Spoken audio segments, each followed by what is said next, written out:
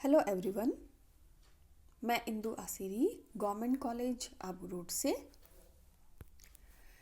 आज के इस वीडियो में हम बात करेंगे केंद्रीय प्रवृत्ति की माप के बारे में, सेंट्रल टेंडेंसी के बारे में। सांख्यिकी में समंकों का संग्रहण, वर्गीकरण, सारणीयन और संपादन करने के बाद समंकों का विश्लेषण करके निष्कर्ष निकाला जाता है। विश्लेषण करने के लिए हम सांख्यिकी की बहुत सारी विधियों का प्रयोग करते हैं। उनमें से एक विधि है केंद्रीय प्रवृत्ति का माप। किसी भी समग्र या पूरे समूह में से एक ऐसे मूल्य का चयन किया जाए जो उस पूरे समग्र का प्रतिनिधित्व करे और उस पूरे समग्र के बारे में हमें पर्याप्त जानकारी प्रदान करे, तो उस मूल्य को सांख्यिकी में औसत कहते हैं। औसत सामान्यतः वितरण का केंद्रीय भाग होता है, इसीलिए इसे केंद्रीय प्रवृत्ति का माप कहा जाता है। पारिभाषिक रूप में देखा जाए तो केंद्रीय प्रवृत्ति उस माप को कहते हैं जो दिए गए आंकड़ों का प्रतिनिधित्व करता है। दूसरे शब्दों में केंद्रीय प्रवृत्ति के मापों से तात्पर्य औसत मान से होता है। अगर हम केंद्रीय प्रवृत्ति के आवश्यक गुणों के बारे में चर्चा करें तो हम कुछ बिंदुओं को देखते हैं कि केंद्रीय प्रवृत्ति का जो माप निकलेगा वह किन किन गुणों से युक्त होना चाहिए। सबसे पहला प्रतिनिधित्व, कि वह सारे समंकों का, समग्र का प्रतिनिधित्व करने वाला होना चाहिए। उसमें समग्र के जैसी ज़्यादा से ज़्यादा विशेषताएं होनी चाहिए। दूसरा, स्पष्ट एवं स्थिर। माध्य हमेशा स्पष्ट और स्थिर होना चाहिए ताकि जो अनुसंधान कार्य है हमारा वो सही ढंग से संपादित हो पाए। निश्चित निर्धारण।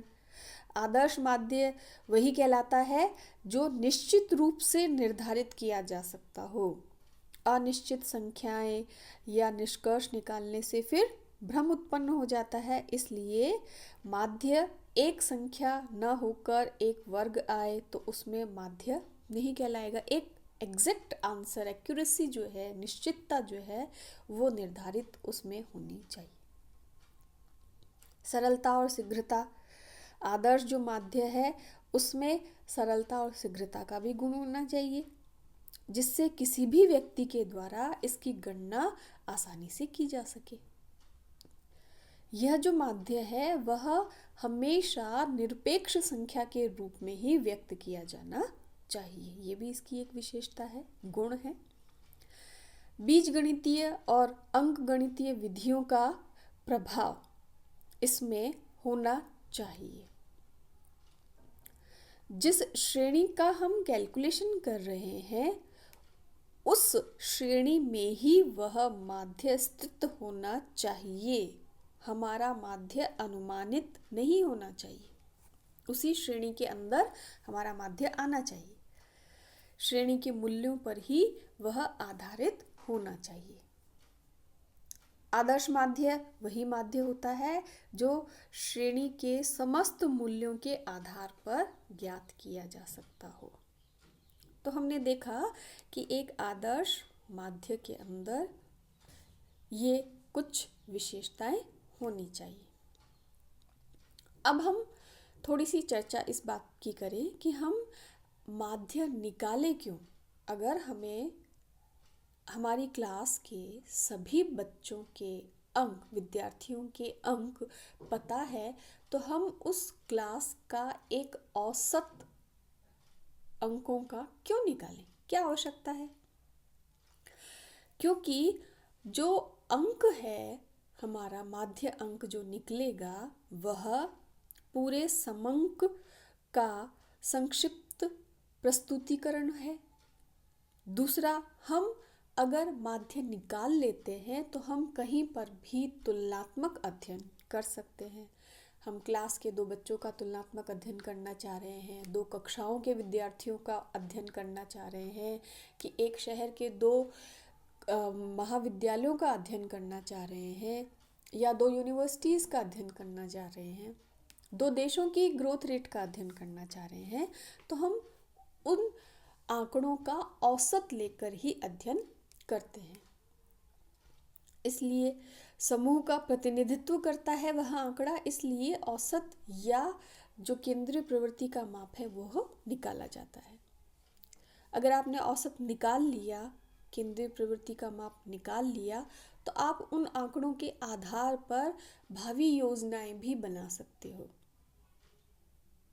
जैसे अभी कोरोना काल है, इस कोरोना काल में मान लीजिए कि हमारे यहाँ भारत में ग्रोथ, ये जो कोरोना से मरने वाले लोगों की जो डेथ रेट है वो कम है, यूरोपियन कंट्रीज़ में ज़्यादा है। तो एक औसत जो है मृत्यु दर निकाल कर 2 देशों की मृत्यु दर को कंपेयर करके उसके आधार पर हम आगे के लिए रणनीति तैयार कर सकते हैं कि यहाँ मृत्यु दर कम है, वहाँ मृत्यु दर ज़्यादा है, तो इसके पीछे क्या कारण है, हमें क्या करना चाहिए, क्या सावधानियाँ बरतनी चाहिए, किस तरह से आगे जो है लोगों को सचेत करना चाहिए। तो अगर हमारे पास किसी भी समग्र के औसत आंकड़े हैं, तो उन आंकड़ों की तुलनात्मक अध्ययन करके उन आंकड़ों को लेकर हम भविष्य के लिए योजनाएं बना सकते हैं। इस तरह से हमने देखा कि माध्य, केंद्रीय प्रवृत्ति के माप या जो माध्य हैं वो हमारे लिए क्यों आवश्यक है। अब माध्य कितने प्रकार के होते हैं? माध्य स्थिति के आधार पर 2 प्रकार के होते हैं, बहुलक और मध्य का। गणितीय माध्यों की अगर हम बात करें तो समांतर माध्य, गुणोत्तर माध्य, हरात्मक माध्य और वर्गीकृत माध्य इसके अंतर्गत आते हैं। और कुछ माध्य व्यापारिक माध्य होते हैं, जैसे चल माध्य, प्रगामी माध्य, संग्रथित माध्य। लेकिन आमतौर पे हम ये कहते हैं कि जब हम माध्यों की बात करते हैं, केंद्रीय प्रवृत्ति के माप की बात करते हैं, तो सामान्य तौर पर हम मीन, मोड, मीडियन की चर्चा करते हैं, क्योंकि प्रचलन में यही माध्य आमतौर पर कार्य में लिए जाते हैं।